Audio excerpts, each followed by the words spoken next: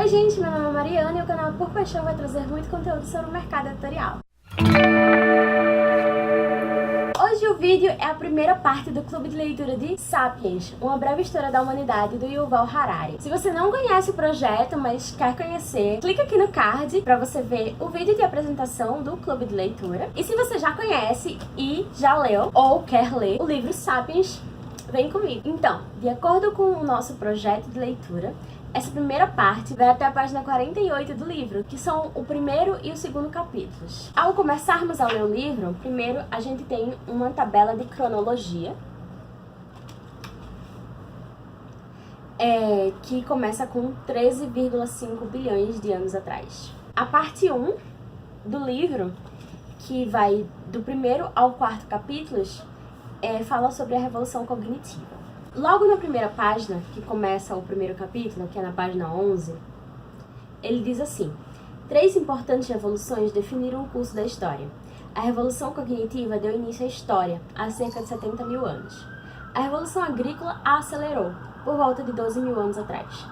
A revolução científica, que começou há apenas 500 anos, pode muito bem colocar um fim à história e dar início a algo completamente diferente. Será que agora estamos na revolução da inteligência? Na revolução tecnológica? Não sei. Acho que na verdade ainda não teve nenhuma outra revolução, né? Porque a revolução científica só começou há 500 anos, então ainda tá muito cedo para começar outra revolução. Ou não, né? Na página 12, o autor diz: certas características humanas familiares. Mães ansiosas acariciando seus bebês e bandos de crianças despreocupadas brincando na lama. Jovens temperamentais rebelando-se contra as regras da sociedade e idosos cansados que só queriam ficar em paz. Machos orgulhosos tentando impressionar as beldades locais e velhas matriarcas sábias que já tinham visto de tudo.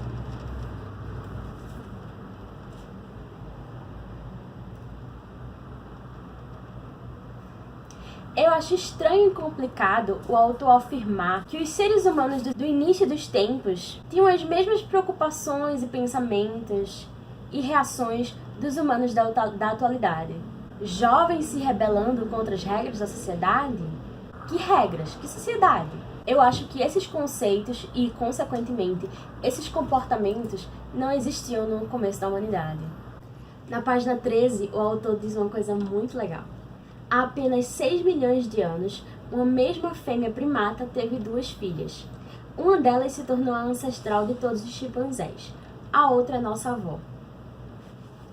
Lógico, isso é uma generalização e etc e tal, mas é muito interessante pensar nesses termos, não é? Eu marquei aqui na página 13 a diferenciação que ele faz sobre sapiens e humanos, que ele diz: usarei o termo sapiens para designar membros da espécie Homo sapiens, ao passo que reservarei o termo humano para me referir a todos os membros do gênero Homo. Eu acho muito legal que aqui nas páginas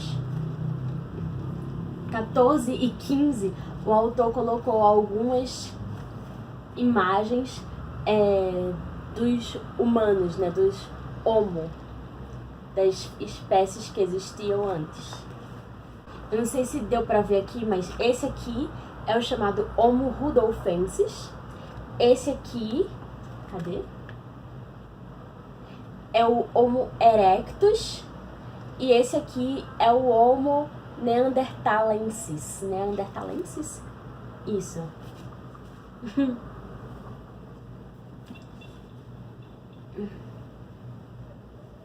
Eu acho muito interessante essas criações que eles fazem a partir dos conhecimentos dos fósseis, assim, do que eles encontram e podem afirmar apenas de acordo com os fósseis. E isso é uma ciência que ainda tem muito para se desenvolver, tem muito para ser descoberto ainda. Olha, em 2010, outro irmão perdido foi resgatado do esquecimento, quando cientistas, escavando a caverna de Denisova, na Sibéria, descobriram um osso de dedo fossilizado. A análise genética comprovou que o dedo pertencia a uma espécie humana até então desconhecida, que foi denominada Homo denisova. Sabe-se lá quantos de nossos parentes perdidos estão esperando para ser descobertos em outras cavernas, em outras ilhas e em outros climas. Na página 16, o autor diz: é uma falácia comum conceber essas espécies como dispostas em uma linha reta de descendência, como os ergaster, dando origem aos erectus, os erectus dando origem aos neandertais e os neandertais dando origem a nós. E eu achei bem interessante essa afirmação, porque eu tinha marcado aqui na página 14 a frase que diz: as populações humanas evoluíram em direções diferentes. O resultado foram várias espécies distintas. E eu sempre achei que, na verdade, as espécies do gênero Homo fossem evoluções de uma mesma espécie. Então eu realmente tinha esse pensamento falacioso que ele diz aqui, de que a evolução foi uma linha reta. E não foi. E essa é a primeira grande lição desse livro. Não é que cada espécie ficou um tempo vivendo e depois deu espaço para a sua evolução. Não, isso não é verdade. Várias espécies com características diferentes viveram juntas em certas épocas. Na página 17, o autor diz assim: no Homo sapiens, o cérebro equivale a 2 ou 3% do peso corporal, mas consome 25% da energia do corpo quando este está em repouso. Como um governo desviando dinheiro da defesa para a educação, os humanos desviaram a energia do bíceps para os neurônios. E eu fiquei na dúvida, assim, se quando ele diz que os humanos desviaram a energia do bíceps para os neurônios, quer dizer que necessariamente pessoas mais fortes são, ainda hoje, mais burras. Eu acho muito complicado dizer isso, né? Assim, é uma generalização muito grande. Apesar de eu entender que são tempos diferentes e etc e tal. Na mesma página 17, o autor ainda se questiona: então, o que impulsionou a evolução do enorme cérebro humano durante esses 2 milhões de anos? Francamente, nós não sabemos. Na página 18, o autor diz assim: as mulheres que davam à luz mais cedo, quando o cérebro e a cabeça do bebê ainda eram relativamente pequenas e maleáveis, se saíam melhor e sobreviviam para ter mais filhos. Em consequência, a seleção natural favoreceu nascimentos precoces. E aí eu fiquei me perguntando, ainda hoje os nascimentos são precoces? Os humanos antigos também nasciam com 9 meses ou nasciam antes? Será que a gente deveria passar mais tempo dentro do útero? Na página 19, o autor diz: a posição do gênero Homo na cadeia alimentar era, até muito pouco tempo atrás, solidamente intermediária. Somente com a ascensão do Homo sapiens, esse homem saltou para o topo da cadeia alimentar. Outros animais no topo da pirâmide, como os leões e os tubarões, evoluíram para essa posição gradualmente, ao longo de milhões de anos. Isso permitiu que o ecossistema desenvolvesse formas de compensação e equilíbrio que impediam que leões e tubarões causassem destruição em excesso. Bem, por essa frase nós sabemos que alguma coisa deu errado, né?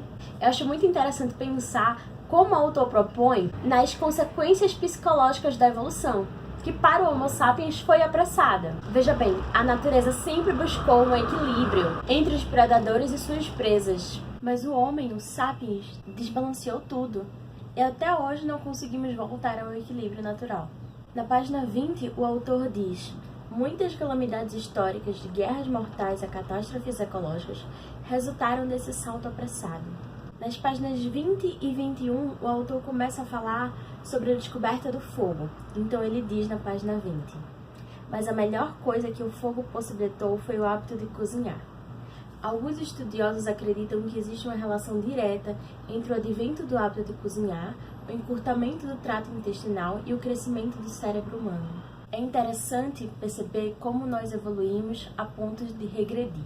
A questão da alimentação, que foi simplificada há muitos anos pela descoberta do fogo, é hoje um assunto sério e problemático. O problema vem do fato de que evoluímos tanto, processamos tanto a nossa comida, que esquecemos de como cozinhar, como pensar no que comemos. Essa coisa de você parar para comer, parar para fazer a sua refeição, parar para fazer a sua própria comida, é um problema que a sociedade atual vive e que provavelmente foi trazido pela evolução e piorado pelas crises do mundo. Vivemos num mundo em que grande parte da população é obesa e outra grande parte morre de fome. Não vou me alongar muito nesse assunto, que não é o foco, mas é fato que a alimentação de um povo é parte da cultura dele. E a nossa alimentação de produtos processados e industrializados mostra o quanto estamos indo na direção errada. Na página 22, o autor mostra um pequeno mapa de como os sapiens conquistaram o mundo. Ele fala assim: não sabemos exatamente onde ou quando animais que podem ser classificados como Homo sapiens evoluíram pela primeira vez a partir de algum tipo anterior de humano, mas a maioria dos cientistas concorda que há 150 mil anos a África Oriental estava povoada por sapiens que se pareciam exatamente como nós. Mas assim, como a gente falou anteriormente, o sapiens não foi uma evolução em linha reta de outros humanos, de outras espécies. Eles existiram concomitantemente com outras espécies. Mas depois deles, não sobrou ninguém, só eles. Então o que aconteceu? Existem duas teorias, mas para a extinção das outras espécies. A primeira é a teoria da miscigenação, que conta uma história de atração, sexo e miscigenação. Na página 23, o autor explica: de acordo com a teoria da miscigenação, quando o Homo sapiens se espalhou por terras neandertais, os sapiens procriaram com neandertais até que as duas populações se fundiram. Parece coerente. A segunda teoria é a teoria da substituição, que conta uma história muito diferente, de acordo com o autor. Uma história de incompatibilidade, repulsa e talvez até mesmo genocídio.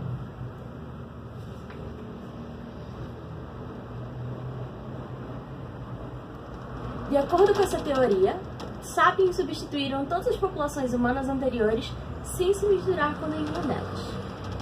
Na página 24, o autor diz: revelou-se que de 1% a 4% do DNA das populações modernas no Oriente Médio e na Europa são DNA de Neandertal. Os resultados comprovaram que até 6% do DNA humano dos melanésios e dos aborígenes australianos modernos são DNA denisovano. Falando do alto do meu achismo, acho muito difícil que tenha acontecido a teoria da substituição. Isso porque, por mais diferentes que as espécies humanas fossem, eu acho que o instinto sexual era e é mais básico. Não acho que alguém tenha ensinado aos primeiros humanos o que é sexo e o que é reprodução. Eu acho sim que pode ter havido algum tipo de genocídio por questões territoriais ou de sobrevivências. Pouca comida, pouca água, alguma coisa assim. Mas não por preconceito, pelos sapiens acharem que os neandertais, por exemplo, eram muito diferentes deles e eles. Não. Acho que essa ideia de preconceito é uma ideia mais moderna do que a pré-história, pelo menos. Na página 25, o autor diz: é um tanto perturbador e talvez fascinante pensar que nós, sapiens, possamos em algum momento ter tido relações sexuais com um animal de uma espécie diferente e gerado descendentes. Isso é realmente tão perturbador assim ou fui eu que li muita ficção científica? Na página 26, o autor fala: a tolerância não é uma marca registrada dos sapiens. Nos tempos modernos, uma pequena diferença em cor de pele, dialeto ou religião tem sido suficiente para levar um grupo de sapiens a tentar exterminar outro grupo. Os sapiens antigos teriam sido mais tolerantes para com uma espécie humana totalmente diferente? Olha, mais uma vez, eu acho muito problemático assumir que os primeiros seres humanos tinham ideias de etnias e preconceitos como os atuais. De onde veio o preconceito? Eu não faço a mínima ideia, mas se fosse para chutar, diria que começou com as religiões. Eu não acho que a gente nasce preconceituoso, nem agora, muito menos há milhões de anos. Eu acho que na página 26, o autor pergunta a pergunta mais importante desse livro, talvez, ou pelo menos uma delas. Que tipos de cultura, sociedade e estrutura política teriam surgido em um mundo em que várias espécies humanas diferentes coexistissem? Bem, acho que a ficção científica está aí para responder essa pergunta. Começando agora o segundo capítulo. Na página 29, o autor diz: O período de 70 mil anos atrás a 30 mil anos atrás testemunhou a invenção de barcos, lâmpadas a óleo, arcos e flechas e agulhas. Os primeiros objetos que podem ser chamados de arte e joalheria datam dessa era, assim como os primeiros indícios incontestáveis de religião, comércio e estratificação social. Começamos então a falar sobre a época em que os sapiens realmente evoluíram, sim, muito. Apesar de eles terem passado, acho que tem dizendo aqui,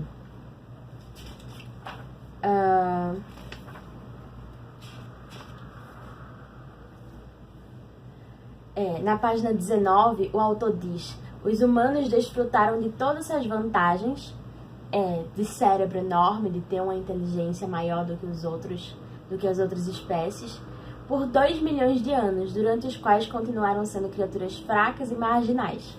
Bem, isso mudou, né? A partir de agora, a partir de 70 mil anos atrás. O surgimento de novas formas de pensar e se comunicar entre 70 mil anos e 30 mil anos atrás constitui a revolução cognitiva. O que a causou? Não sabemos ao certo. Será que foi apenas uma questão de sobrevivência? Será que a gente os sapiens passaram vários milhões de anos apenas vivendo sem se importar realmente com uma maior sobrevivência, mas depois eles pensaram, não, peraí, não dá pra ser assim, vamos fazer umas estatísticas aqui. A primeira coisa que o autor fala a respeito da primeira grande revolução do ser humano é sobre a linguagem. E aí na página 31 ele diz: qualquer que fosse a vantagem de Einstein sobre um papagaio não era vocal. O que então há de tão especial em nossa linguagem? A resposta mais comum é que nossa linguagem é incrivelmente versátil. Podemos conectar uma série limitada de sons e sinais para produzir um número infinito de frases, cada uma delas com um significado diferente. Uma segunda teoria concorda que nossa linguagem singular evoluiu como um meio de partilhar informações sobre o mundo. Mas as informações mais importantes que precisavam ser comunicadas eram sobre humanos e não sobre leões e bisões. Porque ele fala antes, né, que outros humanos e até outros animais tinham uma linguagem também. E eram capazes de gritar e de avisar sobre comida, sobre água, sobre predadores. Então, outros animais também tinham linguagens, mas não tão versáteis como a linguagem dos sapiens. Aí ele fala: nossa linguagem evoluiu como uma forma de fofoca. De acordo com essa teoria, o Homo sapiens é, antes de mais nada, um animal social. A cooperação social é essencial para a sobrevivência e a reprodução. Só eu acho tosco ele falar que nossa linguagem evoluiu como uma forma de fofoca. Eu acho que assim ele generaliza toda a nossa comunicação e capacidade de socialização como fofoca. Como algo que muita gente acha que não é bom. Tá, talvez seja só uma questão linguística, assim, da palavra, do significado que eu ponho e que a grande parte das pessoas põe na palavra fofoca, mas isso não é tudo? Eu concordo totalmente que o Homo sapiens é um animal social. Somos ainda hoje. Somos muito, muito mais, inclusive. Mas essa afirmação dele de que evoluiu como uma fofoca me deixou meio assim. Olha na página 32 o que o autor fala. A característica verdadeiramente única da nossa linguagem não é sua capacidade de transmitir informações sobre homens e leões. É a capacidade de transmitir informações sobre coisas que não existem. Até onde sabemos, só os sapiens podem falar sobre tipos e mais tipos de entidades que nunca viram, tocaram ou cheiraram. Somos capazes de criar ficção, gente! Que maravilhoso isso! E eu achei isso que ele fala na página 33 genial. Você nunca convencerá um macaco a lhe dar uma banana, prometendo a ele bananas ilimitadas após a morte no céu dos macacos.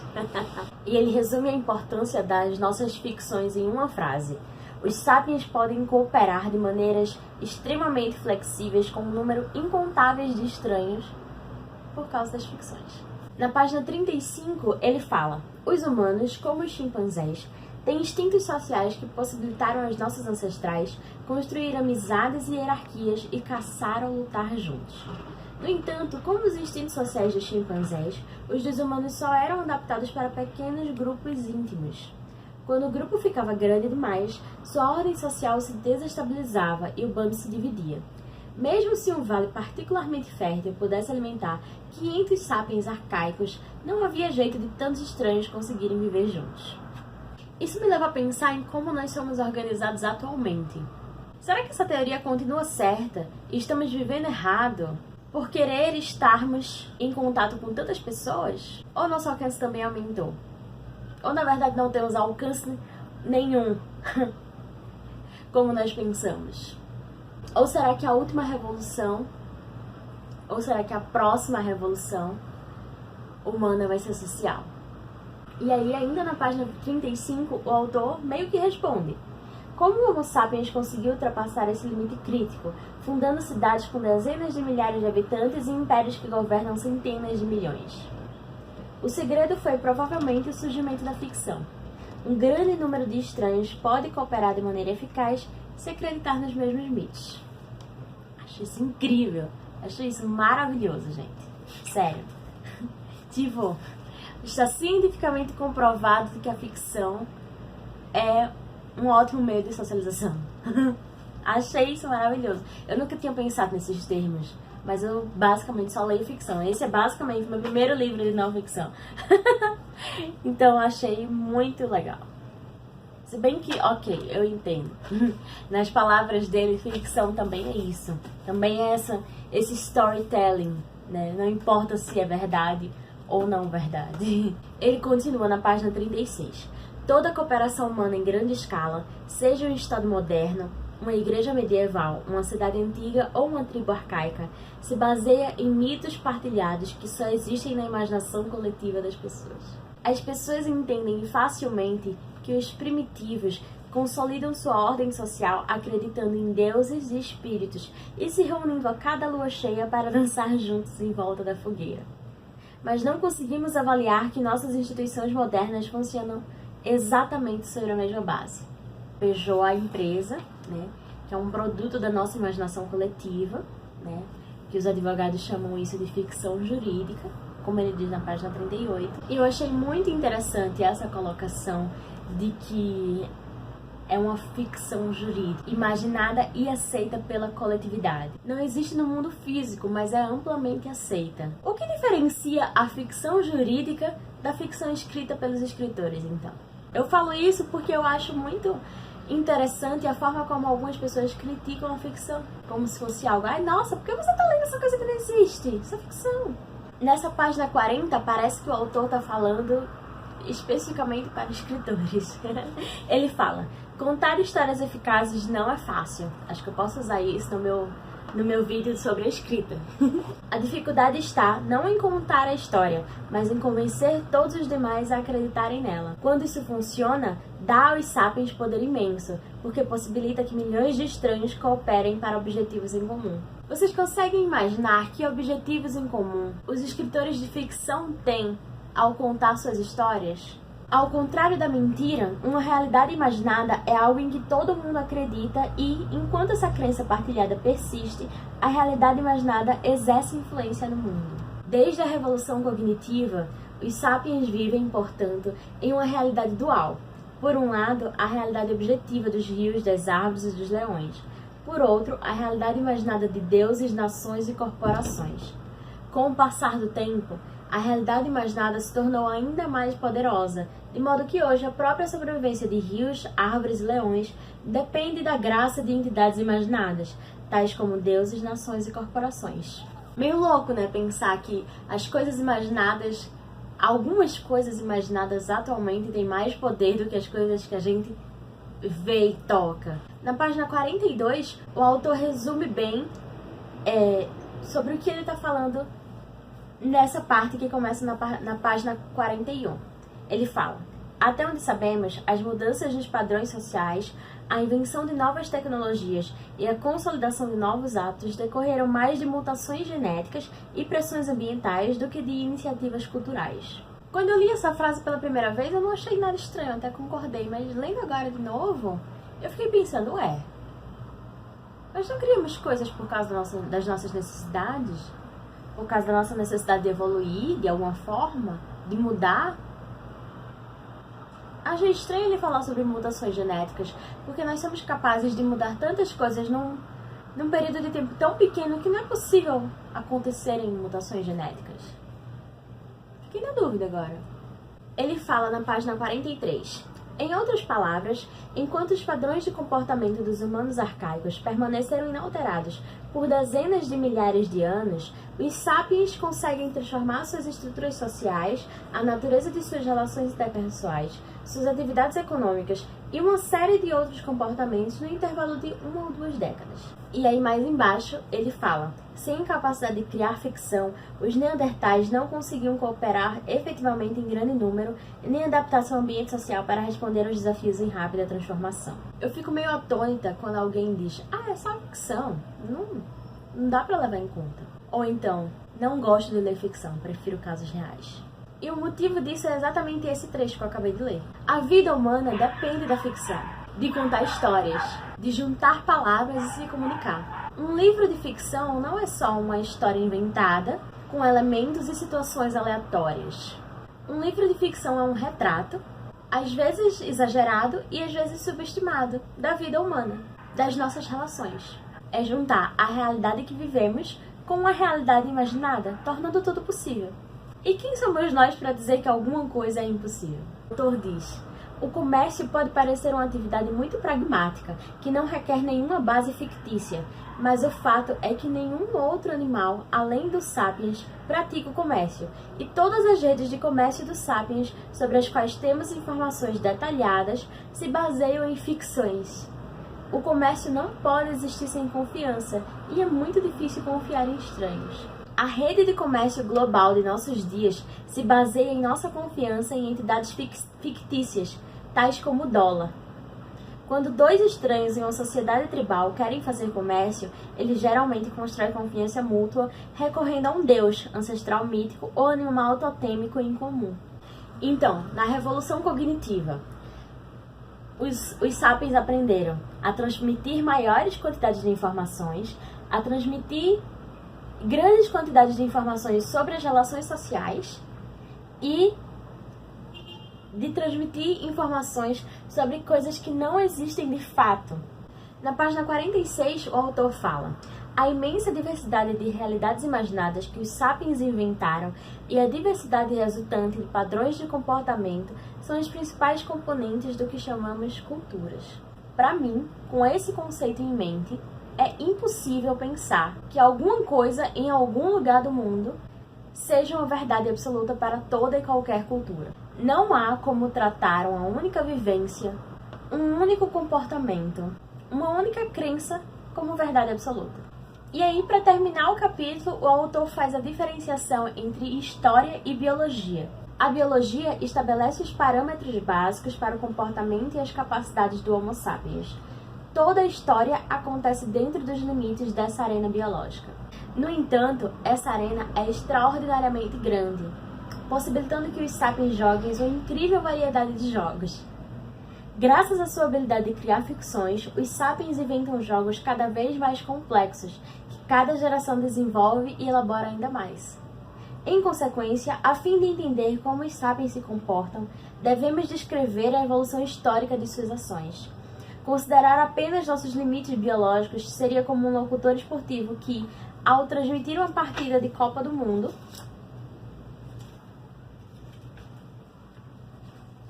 oferecesse aos ouvintes uma descrição detalhada do campo, em vez de relatar o que os jogadores estão fazendo. E aí, gostaram da leitura dessa primeira parte dos 2 primeiros capítulos? Eu achei incrível, eu achei interessantíssimo algumas colocações do autor e estou muito ansiosa para continuar lendo. o nosso próximo encontro é no dia 21 de fevereiro, para falarmos sobre os capítulos 3, da página 49 até a página 86. Então, não se esqueçam, por favor, de conversar comigo aqui nos comentários. Deixem os seus pensamentos, né, as suas considerações também a respeito do que foi falado no primeiro e no segundo capítulos desse livro. Concordem ou discordem com as colocações que eu fiz aqui nesse vídeo. E também me falem como vocês acharam que ficou o formato do vídeo. Se vocês acharam legal esse tipo de conversa que eu fiz, né, lendo alguns trechos do livro e dando minhas opiniões em outros.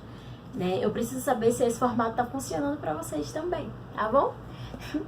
Então não se esquece de curtir o vídeo pra você dizer ao YouTube que você tá gostando desse conteúdo, se inscrever no canal e deixar seu comentário. Tchau!